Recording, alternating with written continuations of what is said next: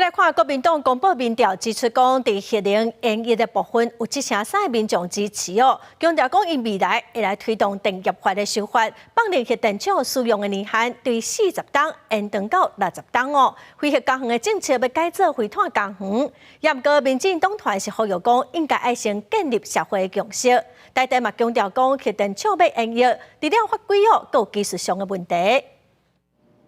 电钱的计数敢会阁起，加上核三厂5月份毒药，相关的问题引起关注。立法院新的会期，国民党会甲主战场锁定伫能源，会推动修正电业法。除了法，爱成立独立专业的能源监督委员会，还阁有修正核子反应器管制法，甲核电厂使用的年限为40年延长做60年，而且要甲目前非核家园的政策改做是非碳家园。非核家园这个口号影响到整个台湾整个能源的发展啊，把核电厂通通都关掉，改用绿电，最后的结果，目前的结果是电价一定会高涨。在今年，我们要快马加鞭，我们站在一个历史的转捩点，我觉得我们要为我们的国家的发展、跟我们产业的发展以及 AI 的竞争要来做负责。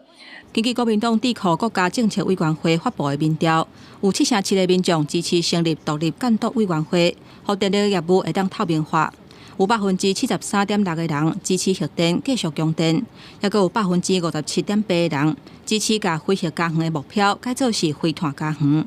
民进党团烦恼讲，若是欠缺社会共识，硬推动法案，恐惊会引起更较大的政治混淆。国民党嘴巴里面讲要拼民生，但是全部都在拼政争。电的问题，我想绿电是一个全球的趋势，不是改一个字就能够整体去改一个方向。蓝白在整体的总预算当中大砍了补助台电的1000亿，我就问，如果真的台电倒了，蓝白可以承受吗？正常的除役就是它现在是法规的限制嘛，所以法规的限制如果它没有解决，台电目前还是需要依法去做行政。那另外就是它技术上还是要面对核燃料的处置跟安全处理的程序，那这个也需要社会的支持跟地方的同意。台电表示，核电面临法规甲技术的考验，除了持续关注，嘛尊重各界对核能议题意见甲讨论。公视新闻台北报道。